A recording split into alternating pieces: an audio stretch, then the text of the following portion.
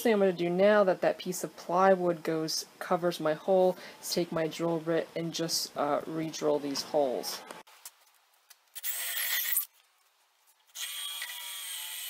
My hardware actually came in Friday. This is what I ended up getting. But I spent the weekend gluing these pieces together, and the weather pretty much here all year has been very odd. Last week it was a heat index of over 100, very high humidity, and then this weekend a cold front came in with some rain, and it's been, today the high is just about 60, so the weekend was kind of completely devoted to gluing because the glue just takes much longer to heat, to dry when it's that cold out. So in the beginning of the video I showed you these kind of bed bolts I was planning on using, and these bolts are $8 a piece. So whenever I have something like that, I always cross-reference this with McMaster-Carr. This is McMaster-Carr if you haven't ever heard of it. It's also located in New Jersey, and I'm super close to New Jersey, so the shipping for me is actually faster than Amazon or Prime. If I order this before about 4 o'clock, the day before I need to do something, it usually comes the next morning, which is super convenient. So I went, and the bolts at Rockler, which are not bad bolts, I'm not knocking them, are 3/8 inch diameter, they're 6 inches long, and they use a square nut. So I went into my McMaster catalog. I went to the coarse threaded nuts, 3/8, 6 inch. I didn't need full threads, and the bolts are 5 of them for $5.96. So the price of 5 bolts at McMaster-Carr is cheaper than 1 bolt through Rockler. The nice thing about Rockler is, the nice thing about McMaster-Carr is it will tell you everything you need to know and everything you never thought you needed to know about the bolts. The tensile strength is 70,000 psi, which is going to be more than enough for the weight of 2 humans on a bed. So I felt comfortable with that. I ordered those up, and then a couple pages over are the nuts. Square head nuts, I went with medium strength. For the same thread size, 3/8 inch, I got 50 of them for $9, which means I'll have a ton of extra, and 3/8 inch is actually a size bolt I use quite frequently. So for around 20 bucks plus shipping, I got all the hardware I needed with some extra, whereas these ones through Rockler would have cost closer to $40. For what I think is the exact same thing. Plus, the nice thing about McMaster-Carr is I usually end up perusing this book whenever it's open, and you learn a lot about fasteners and stuff that you didn't even know exists when you kind of crack this book open. I always learn something whenever I'm in it. So this is the hardware I ended up with. You could see how that bolt fits through that hole just about perfectly, and then it sticks out enough to go into those side rails. So what I'm going to do now, which I already did on the back side of the headboard, I freehanded that because you won't see it, so a little bit of inaccuracy is not a huge deal.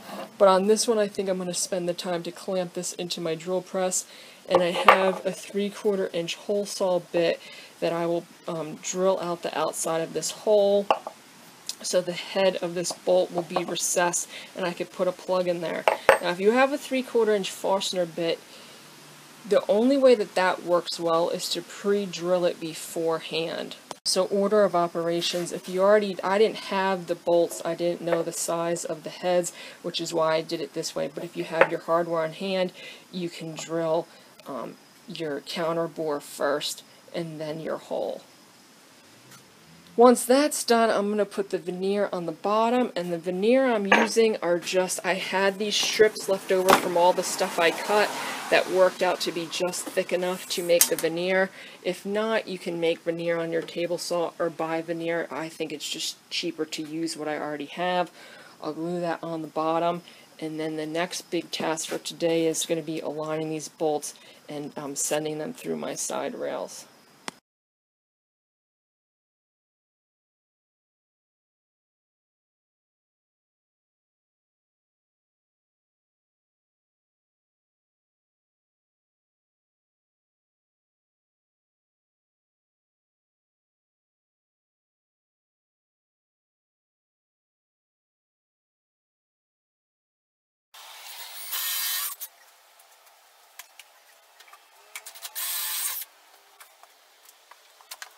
So I have the indents from when I had this propped up, and now I could drill the holes.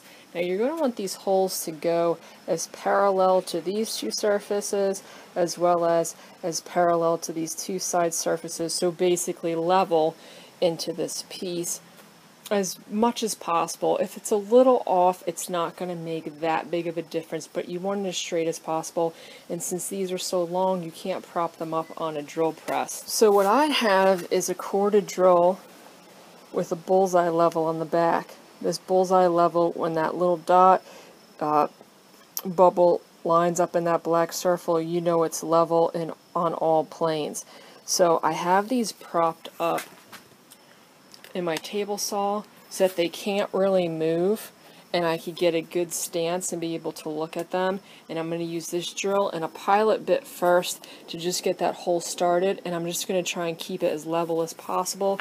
I already measured, and these holes need to probably go at least 5 inches into the piece.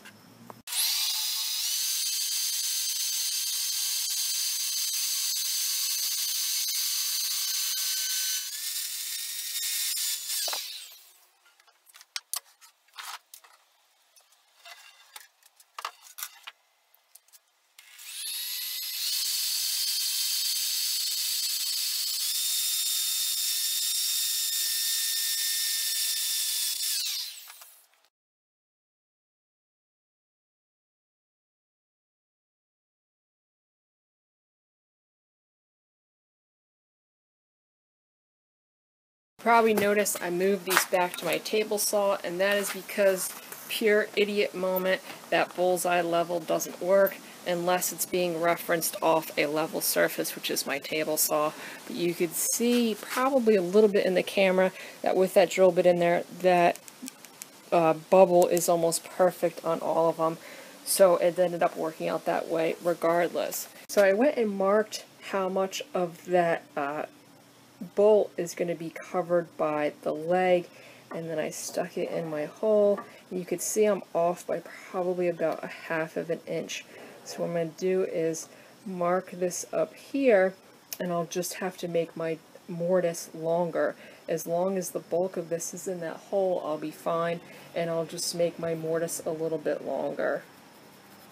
Now you only need enough for the threads, so it's not going to be a huge mortise. Just going to make some rough marks, and then I'll also extend it probably about 1/2 inch, so that way I could slide that nut on and put it on the bolt. So once I had my rough marks on the top, I transferred them to the inside of my piece. That's another nice thing about marking these with blue tape, is I know exactly which one's the inside. And then I saw this on a video once. I'm going to insert some sort of rod into my hole that I pre-drilled. They used the dowel, but I don't have a dowel. I have this piece of key stock. Then I could line this angle up with the angle on the key stock, because like I said, even though I had that drill, they're not going to be perfectly 90 degrees from the face. And then I can mark where that line intersects my two lines already set in place for the depth.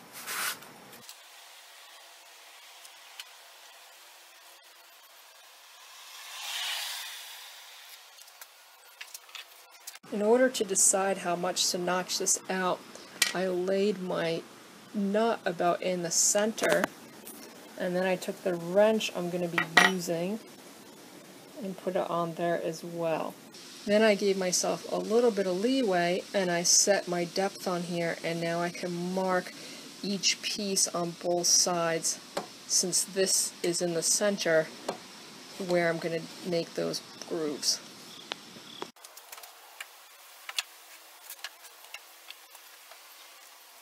So originally I was planning on routing these out, but I might have to elongate these holes. I made the clearances probably as tight as they could possibly be, but once it comes time to screw everything together, I'll see if I have to make it any longer. But since it's such a small hole, I have the bit I use for European style hinges. It's, I think, 1 1/8 or 1 3/8 diameter.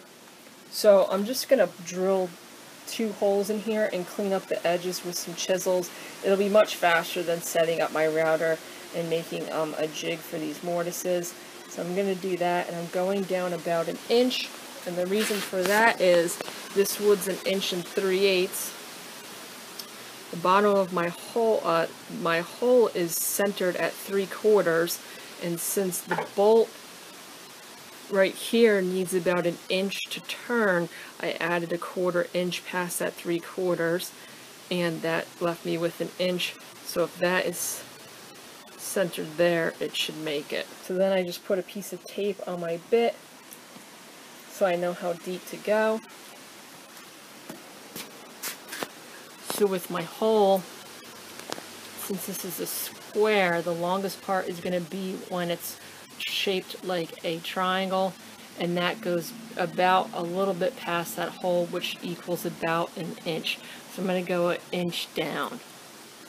I'm still going to be using that drill with the bullseye level, and I'm just going to freehand these. They're going to be really hard to set since they're so long to set up on my drill press, and it's not super important if all of these edges are perfectly square.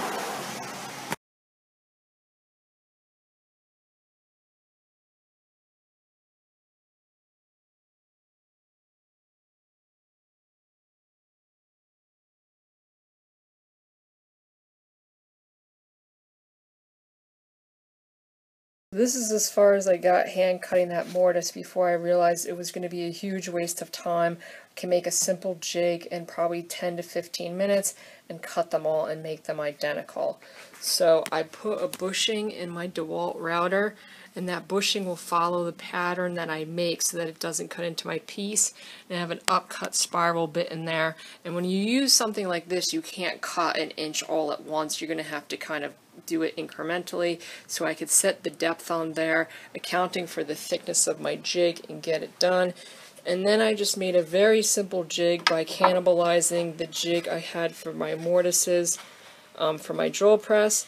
So I just cut out a rough square, and I made it a little bit bigger than my marks to account for the thickness of this bushing.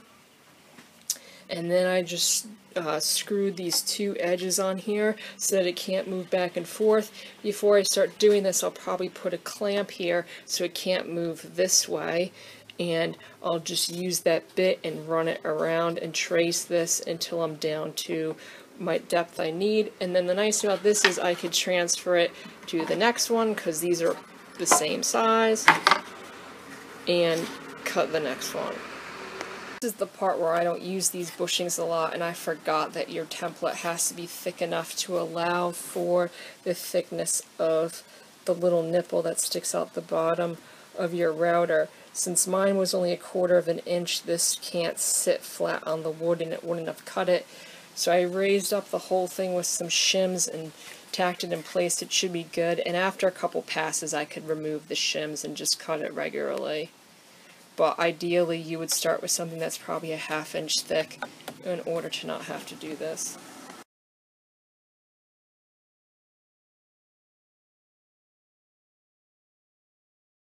So that was my first pass. You could see I went down probably about 1/8 inch, so I'll just keep lowering that blade. At some point I'll probably have to remove that shim in order to get the depth I need, and just keep tracing this pattern.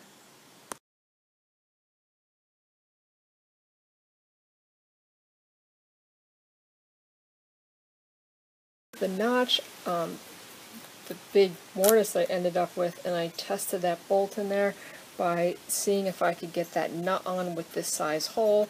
The thread stuck out far enough to get it, and then I got it to the point where you could barely see it, but my original pencil marks right up to where it would be. This is the thickness that will go into the leg.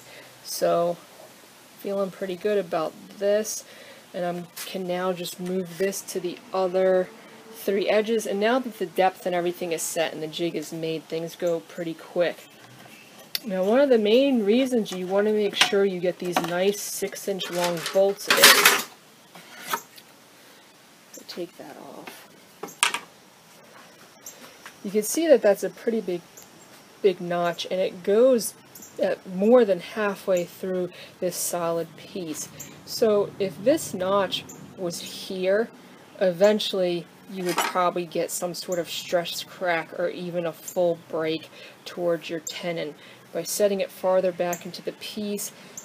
Even if it's like drilling a hole in the middle of the piece, it's not really going to affect the strength of the board. Moving it closer to the edge will. So that nice 6-inch long bolt moves it farther enough away from your tenon to be able to feel safe about making such a deep hole here. After I cut those first 2 notches from my bolts, I connected the one side rail to the bed, mainly out of curiosity, but also because if this was wrong, the measurements were wrong, it didn't fit, then I only would have flubbed up one side and I could have made adjustments for the other side. You'll also see why I haven't added the side rails to these yet, and that's because I knew these notches were going to be in the way, so now I could put a little piece here and then connect those side rails. Those notches worked out perfectly. Even with just the 2 in there, everything's snug, there's no gaps. I finished up the other one and attached that today. This took a little bit longer than I was hoping it would, so I might build out the inner frame tomorrow, but it doesn't matter because everything fits, and that just makes me super happy. I didn't film putting this together because I know for a fact I'm going to have to take the entire thing apart at least once more to sand everything. It's going to be much easier to sand it on flat surfaces than while it's together, but I'm going to stain it while it's together. So when I take it apart and put it back together is when I'll probably film how to get these in place. So before I broke for dinner, I added that horizontal edge, which is what the slats will sit on, and the height of that edge corresponds to the one I already have in place. I already had a mark there, so it was super simple. I just used my square, I set the depth, and I ran a straight line across the top both sides. In order to have access to those bolts, I put a 3-inch piece here. This piece is 70 1/4 and a 3-inch pitch piece on the other end. I centered all my screws because, like I said earlier, it just looks better when everything's centered and lined up in proper increments. Even though you'll never see it, I just like the way it looks better. And then I did same 6-inch breaks between.